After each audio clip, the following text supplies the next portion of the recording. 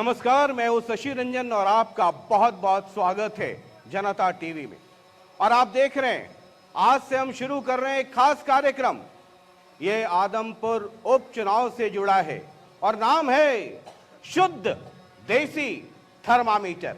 जी हां, अब तक हम लोगों के बीच जाते थे, अभी भी जा रहे हैं, हमारे तमाम साथी, मैं खुद लोगों के बीच भी हम जा रहे हैं, लेकिन हमने कहा कि जरा थर्मामीटर उन रणबांकुरों को भी लगाया जाए जो आजकल सेनापति बन करके और सिपाही बन करके इस आदमपुर उपचुनाव में घूम रहे हैं।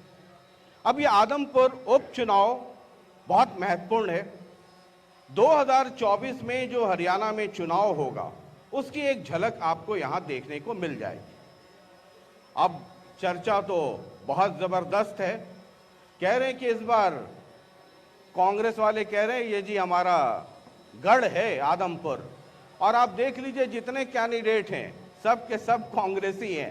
कोई 1.5 घंटे पहले तक कांग्रेसी, कोई 1.5 महीने पहले तक कांग्रेसी, कोई 1.5 साल पहले तक कांग्रेसी, और जो कांग्रेस में कैंडिडेट हैं वो 7 घाट का पानी पी करके वापस कांग्रेस में आए। अब देखना बहुत दिलचस्प होगा।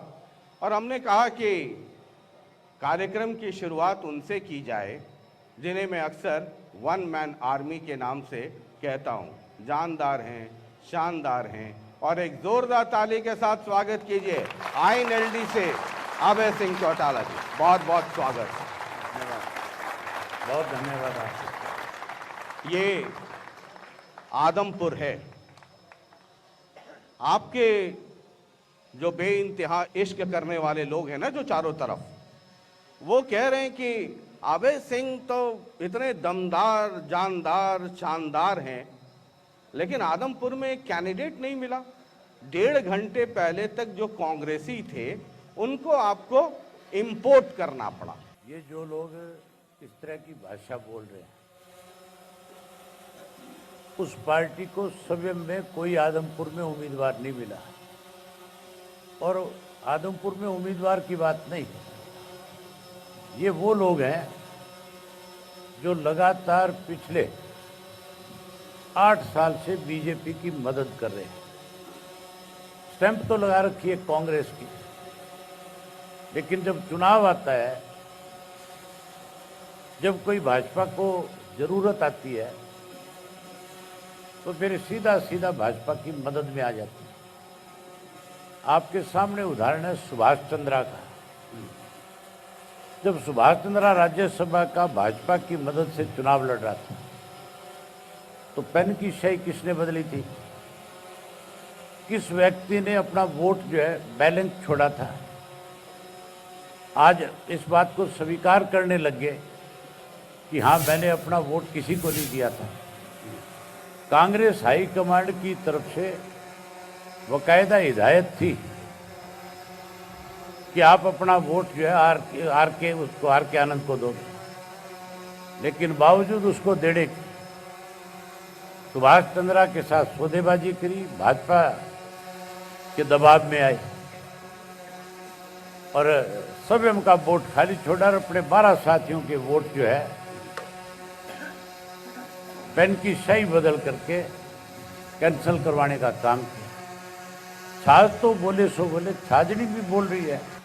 तो भूपेंद्र सिंह हुड्डा तो ये कह रहे हैं, कांग्रेस के लोग ये कह रहे हैं कि यहाँ पर जो एक कॉम्बिनेशन है आदमपुर में, भजनलाल परिवार वर्सेस अदर्स, यानी कि कुछ लोग हैं जो भजनलाल परिवार से जो भी कैंडिडेट होते हैं उनको वोट देते हैं, और एक वोट है जो उनके खिलाफत है।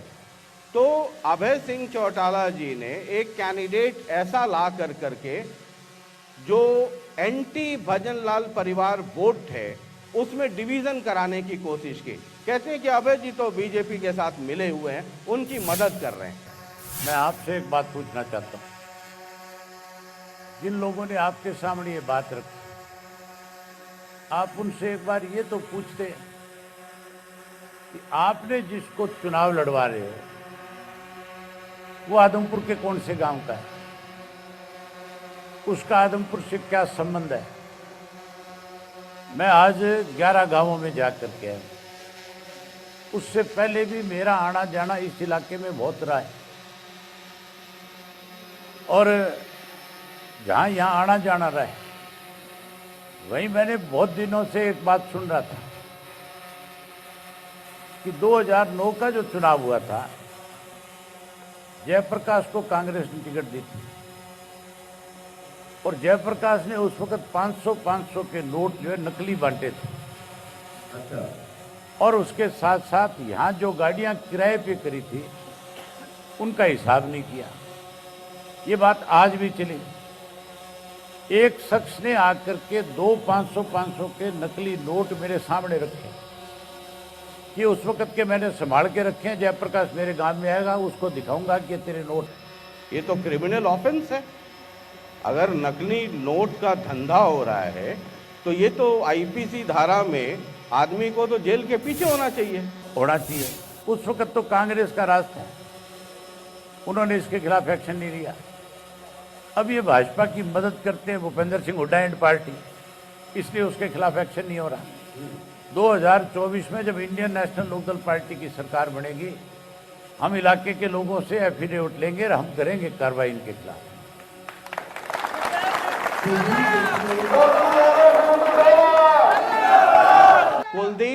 कुलदीप बिश्नोई ये कह रहे हैं, अभी जेपी और आम आदमी पार्टी पे भी मैं लौटूंगा।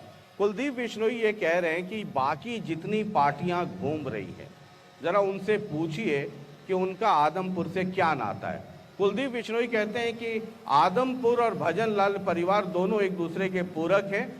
आदमपुर उनका परिवार है और वो इस परिवार के हैं। कोई व्यक्ति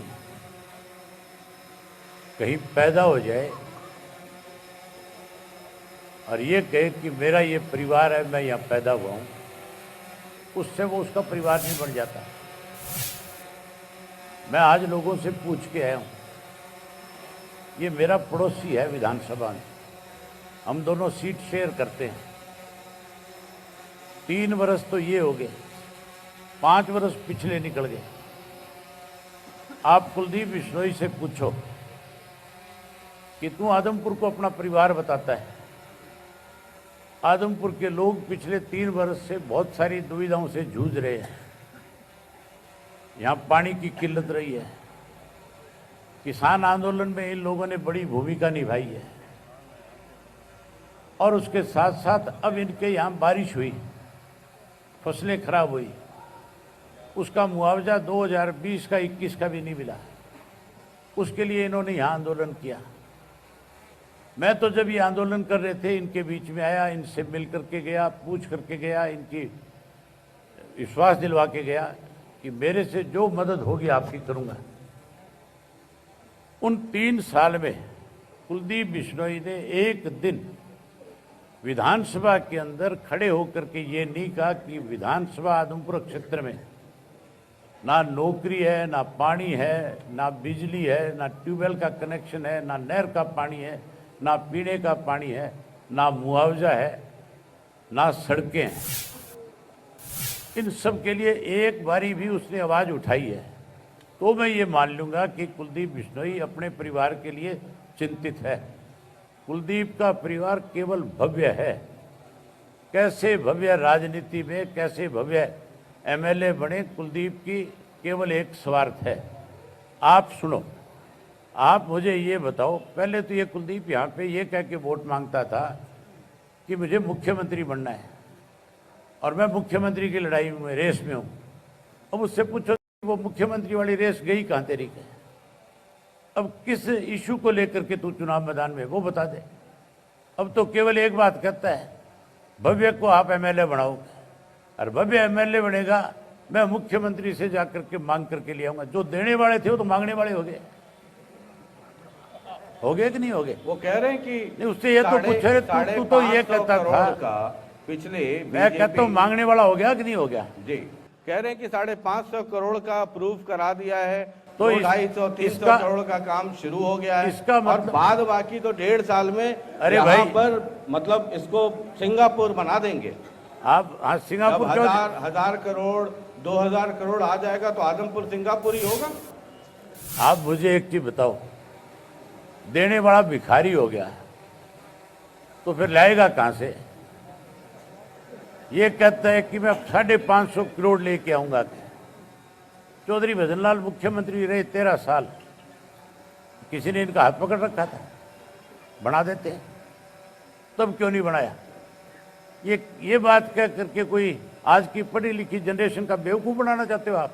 पैसे आए या नहीं आए, वो कह रहे हैं कि 500 करोड़ से ज्यादा के प्रोजेक्ट आ गए हैं, आधे से ज्यादा पे काम चल रहा है।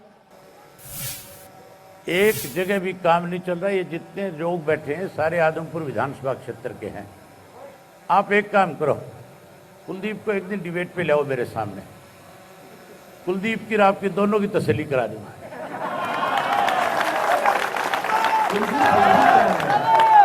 कुलदीप ये भी कह रहे हैं कि भव्य पढ़े लिखे कैंडिडेट हैं और उनकी पढ़ाई का, जो उनके पास डिग्री है, जो अनुभव है पढ़ाई का, उसका फायदा भी आदमपुर को मिलेगा। और भव्य कहते हैं कि आदमपुर के डेवलपमेंट के लिए उनके पास पूरी एक रूपरेखा है, पूरा एक रोड मैप है। आप कहते हो कि पूरा रोड मैप है। भव्य का आदमपुर के साथ अगर इतना ही रिश्ता है तो पहले आप उनसे ये पूछो, दोनों बाप बेटा से, कि लोकसभा के चुनाव में भव्य यहाँ से उम्मीदवार था, उसके बाद विधानसभा का चुनाव आया, कुलदीप एमएलए बना। वो 3 वर्ष के अंदर भव्य ये बता दे कि मैं फलाने गांव में लोगों की समस्याओं के लिए, लोगों के लिए खड़ा हुआ था जाकर के। तब तो अमेरिका चला गया, अब रोड मैप लेकर के आ गया। रोड मैप नक्शे तो मैं कल कितने ही बना दूं, वो तो कहता है मैं बना के दिखा दूं, ये तैयार पड़े मेरे पास। ये सब चीज़ें फालतू है, बकवास है, ये कोई एजेंडा नहीं है चुनाव का। जो आदमी वोट लेने जाता है वो पहले लोगों के सामने अपना एजेंडा रखता है कि मैं किस बेस पर, किस इशू पे आपसे वोट मांगने आया हूँ। यहाँ लोग इनसे ये सवाल कर रहे हैं, पूछ रहे हैं कि आपने इस्तीफा क्यों दिया, क्यों इस आदमपुर को बिना मतलब एक उपचुनाव में झोंकने का काम किया।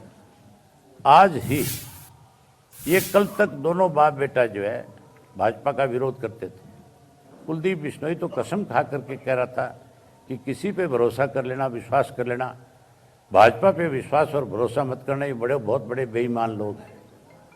भव्य बिश्नोई ने भी ये कहा था कि नौजवानों के साथ खिलवाड़ करने वाले लोग हैं। मैंने उसकी खुद की एक वीडियो देखी है जिसमें वो बीजेपी को बहुत कोस रहा है, ऐसे अपने आप को शो कर रहा है जैसे वो कभी भविष्य में भाजपा से हाथ नहीं मिलाएंगे। लेकिन एक फाइल, एक मुकदमा नहीं झेल पाए, उससे पहले इस्तीफा देकर के भाजपा की गोद में जाकर के बैठे। मतलब लगता है कि आपको ईडी के डर से वो भाजपा में है? मैं नहीं कहता, हर आदमी ये कहता है कि तो डर के मारे इस्तीफा दे करके गए। और कारण क्या है बताओ इस्तीफे का, आप बता दो मुझे। ये तो क्यों इस्तीफा दिया? ये तो जो आपके पुराने मित्र हैं भूपेंद्र सिंह हुड्डा, वो आपके बारे में भी कहते हैं कि वो आय से अधिक संपत्ति और ये सब, उसके डर से अभय जी जो है वो प्रत्यक्ष या परोक्ष रूप से बीजेपी की मदद करते रहते हैं। मैंने कहा कैसे मदद करते हैं? वो तो वोकल हैं, हमेशा स्टेटमेंट देते हैं, टीवी पे उनका बयान आता है, जनसभाएं करते हैं, भाषण देते हैं। बोले वो जी दिखाने वाला है हाथी का दांत, असली वाला तो वो है जब जब मौका आता है अभय सिंह चौटाला बीजेपी की मदद करते हैं। मैंने कहा सबूत? बोले कि आप राज्यसभा चुनाव देख लीजिए, बीजेपी कैंडिडेट को मदद किया, आदमपुर में कांग्रेस का कैंडिडेट या एंटी कुलदीप वोट का डिवीजन हो जाए, इसलिए कैसा कैंडिडेट दे दिया, हमारा वाला ही लेकर के दे दिया कैंडिडेट। तो उनसे पूछिए कि वो बीजेपी की मदद करते हैं कि नहीं करते हैं। आप उस हुड्डा से ये पूछो पहले कि मैंने जो वोट दिया था, मैंने उसका सीधे तौर पे कारण बताया था। क्या मैं कांग्रेस को वोट देता है? जिस कांग्रेस को चौधरी देवीलाल ने 69 में छोड़ दिया था, मैंने अपनी ज़िंदगी में कभी कांग्रेस के हाथ के निशान पे वोट नहीं डाल करके देखा। मैं कैसे कांग्रेस के प्रत्याशी को अपना वोट देता? मैं बीजेपी की प्रत्याशी को भी वोट दे करके नहीं आया। मैं तो बीजेपी ने जिसको समर्थन दे रखा था, जिस लड़के को मैंने वोट दिया है अपना। मैंने खुल करके बताया था कि मेरे फादर जब 10 साल की कैद काट रहे थे, इसका बड़ा भाई उसी जेल में था और उसने चौधरी ओम प्रकाश चौटाला की सेवा जो है अपने बाप से भी ज़्यादा करी थी। चौधरी ओम प्रकाश चौटाला जी जब भी मैं उनसे मिलने जाता था मुझे कहते थे कि भाई इस लड़के ने हमारा बहुत ख्याल रखा है। मैंने तो कर्ज उतारा है, मैंने कोई किसी पे एहसान नहीं किया। भूपेंद्र सिंह हुड्डा से ये पूछो ना, तेरे 30 थे, 30 में से 28 कैसे हो गए? तू बता, वोट किसका कहाँ गया? कई लोग अभय जी ये भी कहते हैं। दूसरा, आप एक और सुने जी, विधानसभा की जितनी प्रोसीडिंग है उठा करके देख लो, केवल अकेला मैं एक ऐसा आदमी हूं जो विधानसभा में भारतीय जनता पार्टी को मजबूर करता हूं। हुड्डा तो कोई ऐसा इशू बता दे जिस पे उसने कभी भाजपा को घेरने का काम किया। ये जब भूपेंद्र सिंह हुड्डा और मुख्यमंत्री शेरो शायरी करते हैं तब पकड़े जाते हैं कि दोनों रात में आपस में बात करके आए थे कि मैं ये शेर बोलूंगा, तू ये जवाब दे देना। अच्छा, हरियाणा की जो हालत है, मान लीजिए 2024 में या जब भी अगला चुनाव होता है, ऐसी अगर परिस्थिति बन जाए कि अभय सिंह हैं, उनके साथ जितने भी लोग हों, मान लिया वर्स्ट केस में एक ही हो, और आपके सामने दो विकल्प, अगर आपके समर्थन से कांग्रेस की सरकार बन जाती हो या आपके समर्थन से बीजेपी की सरकार बन जाती हो, आप उस दो राहे पे खड़े हों, तब क्या करेंगे? तब जो मेरा समर्थन करेगा, जो मुझे मुख्यमंत्री बनाएगा, उसको साथ लूंगा।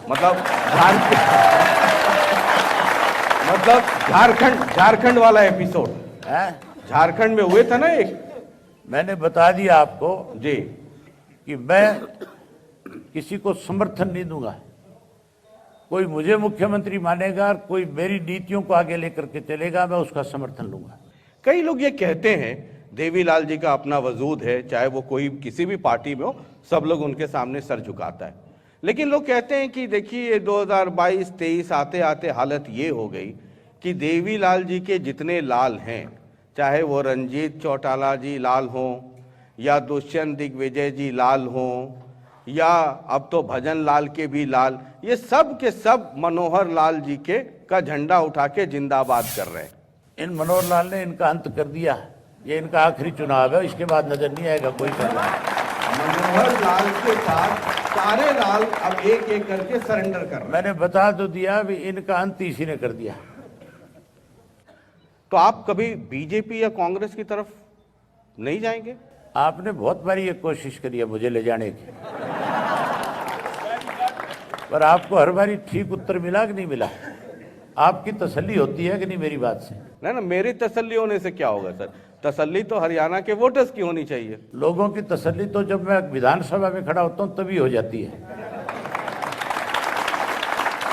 एक पार्टी है आम आदमी पार्टी, और जो आजमाइश चल रही है, लोकतंत्र है, सबको चुनाव लड़ने का अधिकार है।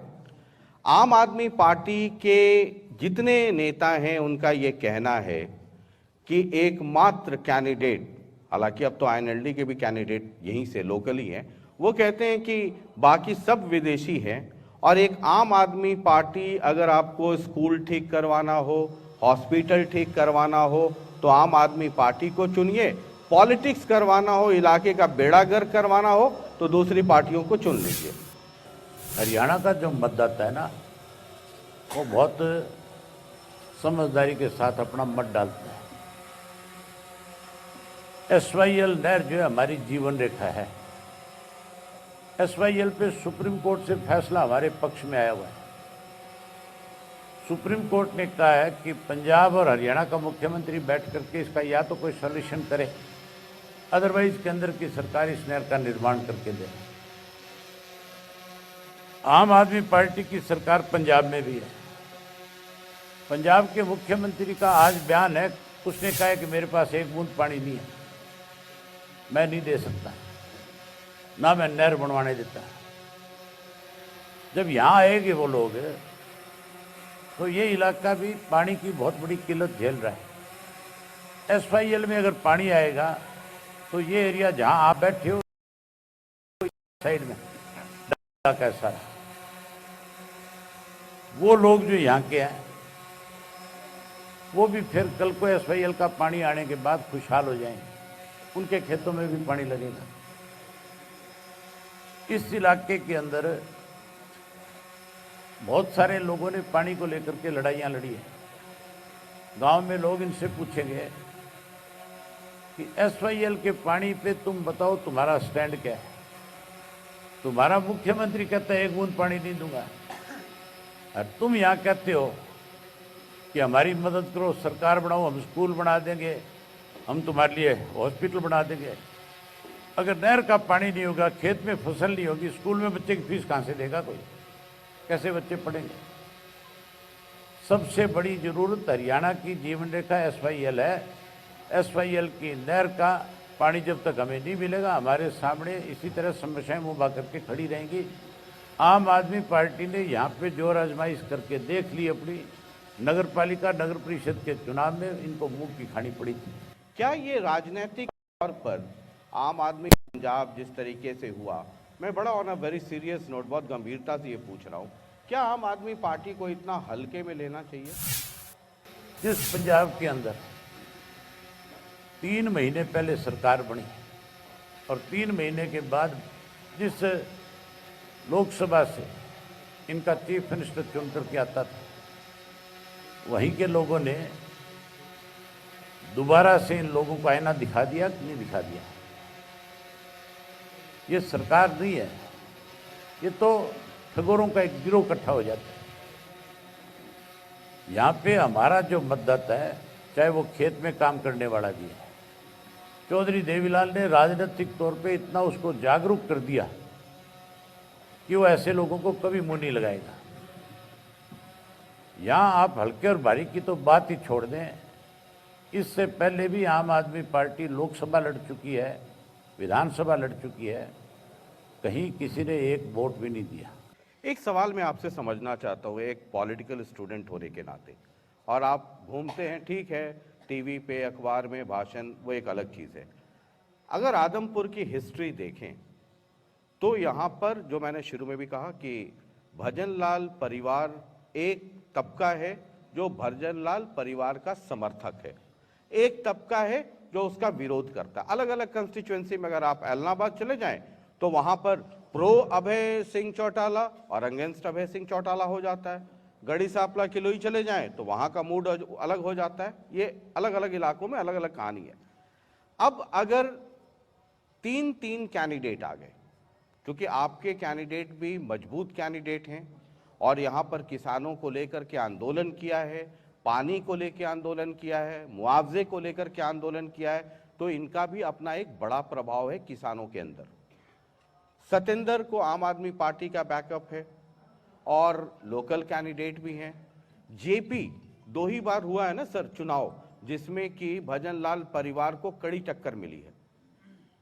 एक उसमें से था 2009, जब मात्र 6000 वोट से कुलदीप बिश्नोई जीते थे।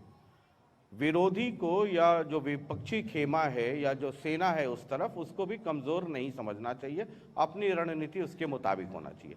मेरा सवाल आपसे ये है कि जो भजनलाल परिवार के खिलाफ जो वोट है, क्या ये सब लोग मिल करके डिवीजन ऑफ वोट और फिर कुलदीप बिश्नोई की जीत सुनिश्चित कर देना, क्या ये मैं एक स्टूडेंट होने के नाते आपसे समझना चाहता हूँ, क्योंकि इसकी बहुत चर्चा है।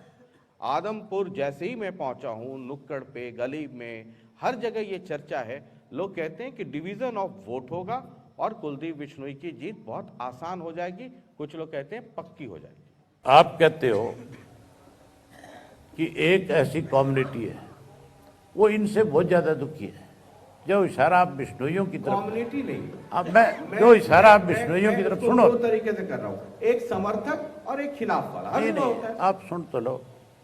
बिश्नोइयों के जो पढ़े लिखे बच्चे आज जो हैं, उनको भी रोजगार चाहिए, उन्हें भी नौकरी चाहिए, वो भी अपने परिवार को आगे बढ़ाना चाहते हैं।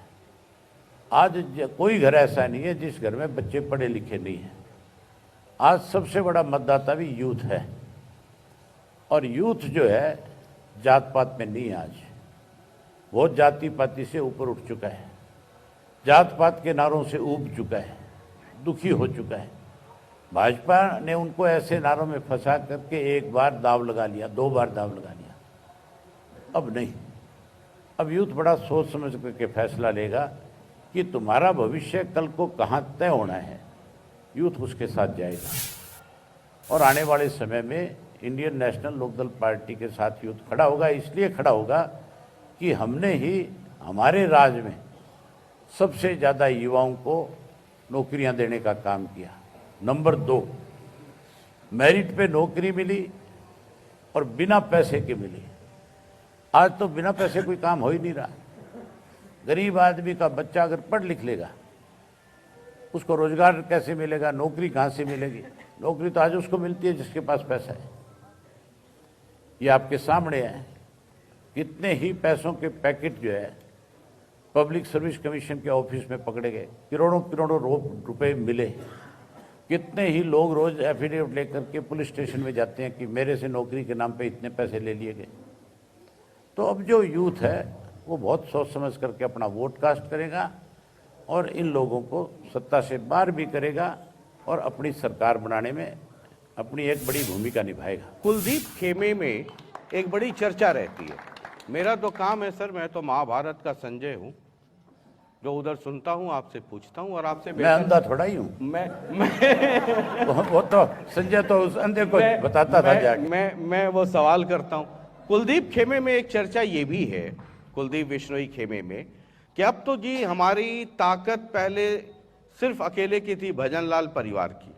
अब तो हमारे साथ भजनलाल परिवार की ताकत, बीजेपी की ताकत, बीजेपी में मोदी जी की भी ताकत, खट्टर जी की भी ताकत और उसके ऊपर जेजेपी की भी ताकत, तीन ताकत। बताइए कहां मुकाबला करेंगे? आप इधर बिखरे पड़े हैं, 3 हिस्से में बटे पड़े हैं, उधर 3 सुरमा एक साथ। मैं आपसे बता रहा था अभी, जो तीसरा सुरमा आप बता रहे हो ना जी, इन लोगों को यहाँ के जो मतदाता है बहुत अच्छी तरह से पता है कि चौधरी देवीलाल के साथ 2 दफा धोखा करके चौधरी भजनलाल मुख्यमंत्री बने।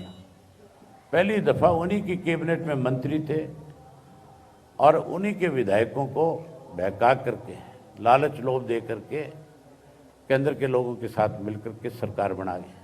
82 में फिर चौधरी देवीलाल का राज बन गया था। इंदिरा गांधी से गवर्नर को फोन करवा के बिना बहुमत की सरकार बना करके पैसे की ताकत से उस सरकार को चलाया। यहाँ के लोग इतने मूर्ख नहीं हैं। अब जब वो तीसरी ताकत वाले लोग वोट मांगने आएंगे, उनको आना पड़ेगा, मजबूरी है उनकी विचारों की। अगर वो नहीं आएंगे तो उनकी कुर्सियां छीन ली जाएंगी। आप कह रहे हो जेजेपी वाले तो 2-3-4 दिन मैं बताऊं, मैराथन मीटिंग चल रही थी, मैं बता रहा हूं, फोटो जिसने नहीं लगाया तो इतनी नाराजगी। अरे भाई, जिसने नौकरी करनी है उसको मालिक की सुननी पड़ेगी और उनके मालिक आजकल मनोहर लाल जी हैं। वो उनको आदेश देंगे और उनको यहाँ आना पड़ेगा। लेकिन लोग उनसे पूछेंगे कि तुम उस चौधरी देवीलाल के पोते और बेटे हो जिस चौधरी देवीलाल से 2 दफा भजनलाल ने बेईमानी के साथ सच्चा छीनने का काम किया था। लोग कहेंगे तुम्हें शर्म नहीं आती हैं घूमते? ये मेरे कहने की जरूरत नहीं है, आप जैसे लोग ही सब सोशल मीडिया पर इन बातों को चलाओगे कि लोगों ने इनसे इस तरह के सवाल किए। चलिए एक चीज और बताता हूं आप, आजकल ये बड़ी एक चर्चा चलाते हो कि अभय सिंह अकेला है, अकेला कैसे कोई बदलाव कर देगा? आप मुझे ये बताओ, लोकसभा के अंदर, ये तो विधानसभा है, छोटा सा स्टेट है, लोकसभा में बीजेपी के 2 सांसद थे।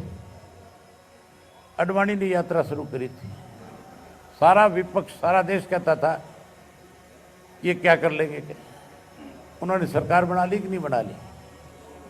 तो फिर अभय सिंह को सरकार बनाते कौन रोक देगा? इसीलिए तो मैं आपको 1 मैन आर्मी कहता हूं।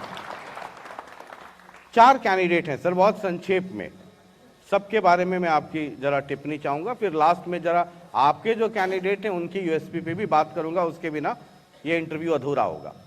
पहले कैंडिडेट भव्य बिश्नोई, वो बेचारा विदेशी बच्चा है, यहां जन्मा है, पढ़ने गया था। हाँ तो वो विदेशी हो गया। अब तो भाई उनके पिताजी कहते हैं कोई आदमी गांव में जन्मा। मैं उस बच्चे के ऊपर कोई टिप्पणी नहीं करना चाहता जी, उनके पिताजी पे ही कर दीजिए। लेकिन मैं ये कहता हूँ अरे कि सर, मैं बेटा लड़ रहा है या पिताजी लड़ रहे हैं, बात बराबर ही है।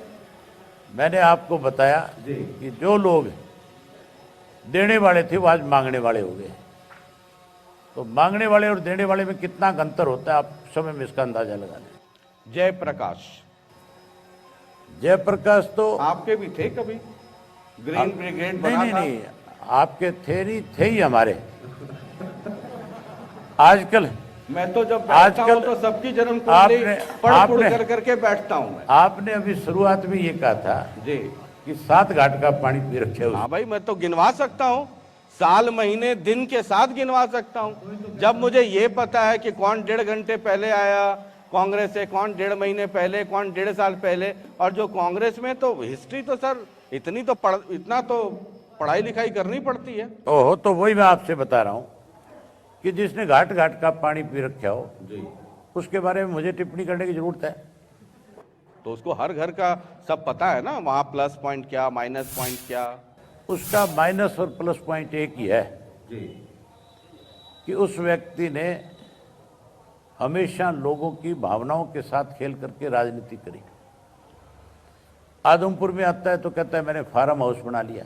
आप बता रहे थे कि फार्म हाउस बनाया है, ऐसी जगह बनाया है कि पूरे आदमपुर में कहीं चले जाइए सब 10-15 किलोमीटर के रेंज में, एकदम आदमपुर के सेंटर में बनाया है। आप उससे ये तो पूछो, मैंने ये भी सुना है कि तू काटड़े बेचता था क्या? ये फार्म हाउस कहाँ से आ गया? आप ये बात आज कलायत में जाकर के किसी से पूछो कि जयप्रकाश जो है क्या काम करते थे। आज भी सुरेंद्र सिंह बरवाड़ा जिंदा है, आप उससे जाकर के पूछो तेरी कंबाइन कौन चलाता था, वो बता देगा। ये आए कहां से? उन लोगों को किसी पे भी टिप्पणी करने से पहले अपने गिरेबाड़ में जरूर झांक करके देख लेना चाहिए कि मैं किस व्यक्ति के खिलाफ क्या बोल रहा हूं। आदमपुर में फार्म हाउस लेने की बात करता है, कलायत में जाता है तो कहता है मैं कलायत छोड़ करके कहीं नहीं जाऊंगा। और पिछले चुनाव में जब ये एमएलए बना था इंडिपेंडेंट, तब उसने ये बयान दिया था कि मैं कभी भी कलायत से बाहर नहीं जाऊंगा। अगर मुझे कलायत छोड़ करके कहीं और जाना होता तो मैं आज कांग्रेस छोड़ करके इंडिपेंडेंट चुनाव नहीं लड़ता। आज पूछो वो कहाँ है? अभी लेटेस्ट बयान है, कह रहे हैं कि मैं अब आदमपुर नहीं छोड़ूंगा और मेरा परिवार यानी उनका बेटा जो है वो कलायत से रहेगा। तू तो आदमपुर नहीं छोड़ेगा, लेकिन लोग तेरे को आदमपुर छुड़वा देंगे। तीसरे कैंडिडेट हैं सतेंद्र सिंह, आम आदमी पार्टी के कैंडिडेट हैं, उनके बारे में क्या है? उनके अपने पार्टी के कार्यकर्ता कहते हैं कि वो आम आदमी नहीं है, वो खास आदमी है। उसके पार्टी के स्वयं के कार्यकर्ता, जो मैंने सुना है, मैं सतेंद्र को जाति तौर पे नहीं जानता, ना मैं उनसे कभी मिला, लेकिन जो उनके कार्यकर्ताओं ने कहा है, जो मैंने आपके सोशल मीडिया पे अखबार में जो पढ़ा और देखा है, उससे वो आम आदमी नहीं है, वो खास आदमी है। वो कहते हैं करोड़पति होना कोई गुनाह नहीं है, मैंने मेहनत कर करके पैसा अर्जित किया है, किसान का बेटा हूं और मैं चाहता हूं आदमपुर का हर आदमी करोड़पति हो जाए। हम भी ये चाहते हैं, हम भी यही चाहते हैं कि गरीब से गरीब घर का बच्चा भी अच्छे स्कूल कॉलेज में पढ़े लिखे और वो भी आगे बढ़े, वो भी कल इस हैसियत में आए कि लोग उसका भी जिक्र करें। लेकिन आम आदमी पार्टी में जिस तरह से आम आदमी पार्टी के कार्यकर्ताओं की अनदेखी हुई, इसलिए आम और खास की बात है। अब आपके अपने कैंडिडेट हैं, आपका अपना कैडर है, आप लगातार घूमते हैं, हर दिन मैं देखता हूं मोबाइल पे मेरे पास मैसेज आता है कि आज अभय सिंह यहाँ हैं, आज वहाँ हैं, आज वहाँ हैं। कोई ऐसा दिन नहीं है जब आप अगर या तो आप मतलब इस इलाके में, उस इलाके में, यहाँ मीटिंग, वहाँ मीटिंग। आदमपुर में ऐसा क्या हुआ कि नंबरदार जी की मदद आपको लेनी पड़ी?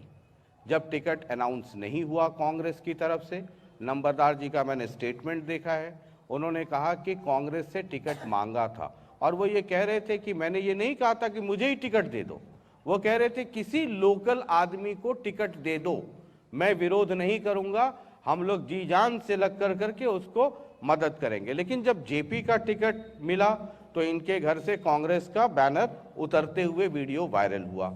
उसके बाद फिर आपसे संपर्क हुआ होगा, आपकी नजर एकदम गिद्ध दृष्टि रहती है कि कौन कहां से गड़बड़ हुआ उसको तुरंत पकड़ो और उसके बाद इधर ले आओ। सुना है कि 12 बजे रात तक आपकी बातचीत हुई अनाउंसमेंट के पहले। नंबरदार साहब जो है एक संघर्षशील व्यक्ति है, जिन्होंने किसान आंदोलन के दौरान भी एक लड़ाई लड़ी। ये राजनीतिक नहीं, सामाजिक व्यक्ति भी है। जब भी इस इलाके में किसी भी किस्म की सरकार की तरफ से अनदेखी हुई, इन्होंने लोगों को साथ लेकर के सरकार को मजबूर करने का काम किया। आगे सुनो, आप समझो। मेरे हिसाब से ये सामाजिक ज्यादा है और राजनीतिक कम है, जितनी मैंने इनकी जानकारी इकट्ठा तो सुन तो लो जी। उसके बाद जो भी आंदोलन यहाँ हुए उसका हिस्सा रहे। अब जब ये इलेक्शन आया तो इन्होंने, सब लोगों ने, जो इलाके के जो कांग्रेस के लोग थे, इकट्ठा हुए। इकट्ठा होकर के इन्होंने एक बैठक करी जिसका नाम पंचायत दे दिया गया, महापंचायत है, हमारे हरियाणा की भाषा है। जब वो बैठक हुई तो उसमें ये फैसला हुआ कि किसी भी स्थानीय साथी को कांग्रेस का टिकट मिला तो हम सब लोग उसकी जी जान से मदद करेंगे। अगर हमारे कांग्रेस के कार्यकर्ताओं में से किसी को टिकट नहीं मिला तो फिर हम उसका विरोध भी करेंगे। भूपेंद्र सिंह हुड्डा ने, मैंने जैसे आपको बताया कि स्थानीय 4 लोग टिकट मांग रहे थे, हमारे जो कैंडिडेट है ये भी मांग रहे थे।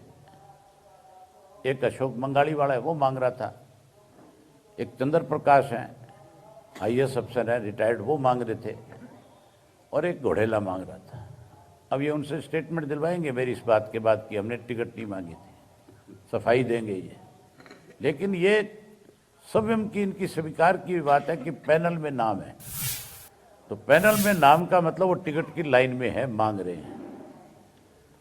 इन तीनों चारों में से किसी को टिकट देते तो कुलदीप बिश्नोई हार जाता है, लेकिन दिया नहीं। इसलिए नहीं दिया कि वो जो वोट लेते हैं नंबरदार साहब के अलहदा, वो सारे के सारे वोट जो है कहीं कुलदीप के खाते में जाते हुए नजर आते हैं। वो वोट फिर उनके पास जाते और उससे कुलदीप बिश्नोई जो है हर हालत में चुनाव से बाहर हो जाता था। कैसे जीते, इसके लिए भूपेंद्र सिंह हुड्डा ने यह षड्यंत्र रचा। रही हमारे कैंडिडेट बनाने की बात, जब इनको टिकट नहीं मिला, हमने अपनी पार्टी की तरफ से सर्वे करवाया था, और पार्टी की तरफ से सर्वे जब करवाया था तो हमारे सामने 3 नाम आए। उसी दौरान इन्होंने रिजाइन कर दिया। इनकी मेरे से बातचीत हुई, मैंने इनसे कहा कि नंबरदार साहब आप इलेक्शन लड़ना चाहते हो?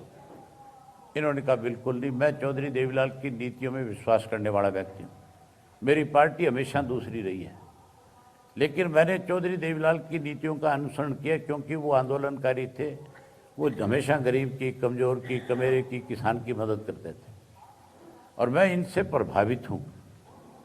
मैं नहीं चाहता चुनाव लड़ना, जो पार्टी आपकी जिम्मेवारी मुझे लगाएगी मैं उस काम को करूँगा। मैंने कहा ठीक है। मैंने चौटाला साहब से बात करी और हमारी पार्टी के जो जितने सीनियर साथी थे उन सबको दिल्ली बुलाया, वहाँ हमने आपस में बैठ करके चर्चा करी। हमने कहा कि वे टिकट नंबरदार को नहीं देंगे। उस पंचायत में ये फैसला हुआ था कि नंबरदार अगर तेरे को टिकट नहीं मिलेगी तो तेरे को चुनाव लड़ना पड़ेगा। और उस पंचायत में सबसे बड़ी संख्या में लोग जो थे वो बालसमंद गांव के थे। हमने टिकट बालसमंद गांव को दिए, नंबरदार को नहीं दिए।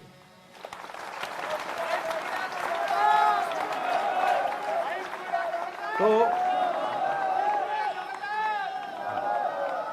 हमारी पार्टी का कैंडिडेट जो है वो बालसमंद गांव है, और बालसमंद गांव ही नंबरदार का चुनाव लड़ेगा। तो जो आपने सबको यही तो डर खा रहा है कि बालसमंद सबको खाएगा। तो जो आपने ये कहा कि आदमपुर में आपकी पार्टी सर्वे करवा रही थी, तो उसमें नंबरदार जी का भी नाम था सर्वे में, या तो मतलब आप रहे INLD में और जब चुनाव हो तो आप सर्वे कांग्रेस के लोगों का भी करवा लें, बीजेपी के भी लोगों का करवा लें, जेजेपी के भी लोगों का करवा लें। आप सुनो, फिर अच्छे लोगों को राजनीति में अगर कोई दरकिनार करेगा तो क्या हम उन अच्छे लोगों को आगे नहीं बढ़ाएंगे? नहीं, मैं तो ठीक है, अच्छे लोग तो हर पार्टी में, तो मतलब अभय सिंह ये कह रहे हैं कि सारी पार्टियों का सर्वे करवाते रहते हैं लोगों का। अगला कौन इलेक्शन है नहीं, कौन व्यक्ति है जिसकी छवि इलाके में अच्छी है और जिसे इग्नोर किया जाता है? जी। ऐसे लोगों को आगे लाओगे तभी जा करके ये प्रदेश आगे बढ़ेगा। तो मतलब अभय सिंह जी ये कह रहे हैं ना, मतलब मेरे लिए बड़ा मतलब एक ब्रेकिंग न्यूज ही है कह रहा हूं अभय तो। सिंह जी कह रहे हैं कि INLD जो है वो सारी पार्टियों के मैं कहता लोगों हूं- का सर्वे करवा करके रखते हैं। अरे बूंद बूंद से घड़ा भरता है भाई। हाँ, ये तो है, ये तो है। फिर हमारी पार्टी के अंदर ऐसे लोग आएंगे अच्छे, जी। तभी पार्टी दोबारा फिर खड़ी होगी ना। ठीक है, अब मुझे जरा एक आखिरी सवाल की तरफ बढ़ रहे हैं, समय की कमी है। 3 तारीख को पोलिंग हो जाएगी, 6 तारीख को नतीजे आ जाएंगे, आपका आकलन क्या है? अभी तो चुनाव शुरू ही नहीं हुआ, आप पहले ही आकलन पूछने लग गए। मैं तो मतलब समझ रहा था कि आप 2024 का भी आकलन बताते हैं। नहीं, एक दफा तो इस चुनाव को निपटने दो, ठीक है, फिर बैठेंगे, उसके बाद बैठेंगे। फिर 2024 की भी बात करेंगे। हाँ, 24 की करेंगे और क्या, कोई 22 की थोड़ी। लेकिन 6 नवंबर की नहीं करेंगे। कोई आपको लगता है ऊंच नीच है इसीलिए 6 नवंबर अवॉइड कर दो, 24 की देखेंगे? आज कह देंगे 22 में 24 कौन याद रखेगा? मैं कहता हूँ इस चुनाव के बाद बहुत उथल पुथल होगी। जैसे आप जब कुछ बोलते हैं तो मेरा एंटीना खड़ा हो जाता है, आपको पता है ना? कुछ न कुछ तो रहता है आपके पास। आज तो मुझे ये पता चला कि INLD वाले लोग दूसरी पार्टियों का भी सर्वे करवा करके रखते हैं। अब तो मैं अगला ये कोई अभी कह रहा तुरंत हूं- में बाई इलेक्शन है नहीं, वरना मैं पूछ लेता कि उस इलाके में किसका किसका सर्वे करवा। आपको लगता है कि INLD एक कड़ा मुकाबला देगी यहाँ पर? हाँ, 100%। मैं क्या, ये बात तो आप जो जनता बैठी है यहाँ की, जो यहाँ के लोग बैठे, इनसे पूछो। चलिए, बहुत बहुत शुक्रिया सर, बहुत बहुत शुक्रिया। आपको बहुत तो धन्यवाद। पता है मेरे पास नीम के पत्ते ही रहते हैं। बहुत बहुत शुक्रिया। तो ये अभय सिंह चौटाला जी थे और ये दौर बदस्तूर जारी रहेगा। और वो तमाम सवाल जो आपके जहन में है, देखिए हमारा काम थर्मामीटर लगाना है, टेम्परेचर नोट करना आपका काम है। हम थर्मामीटर लगाते रहेंगे, आप टेम्परेचर नोट करते रहिए। बाकी लोकतंत्र में असली मालिक जनता है। 3 तारीख को आदमपुर के लोग वोट देंगे, 6 तारीख को देखते हैं कहाँ दिवाली और कहाँ दिवाला। हालांकि दिवाली तो बीच में ही है। बहरहाल लगातार देखते रहिए जनता टीवी, और सिर्फ चुनावी खबरें नहीं, उन खबरों के पीछे क्या खबर है वो भी हम समझते और समझाते चलेंगे। बहुत बहुत शुक्रिया, नमस्कार।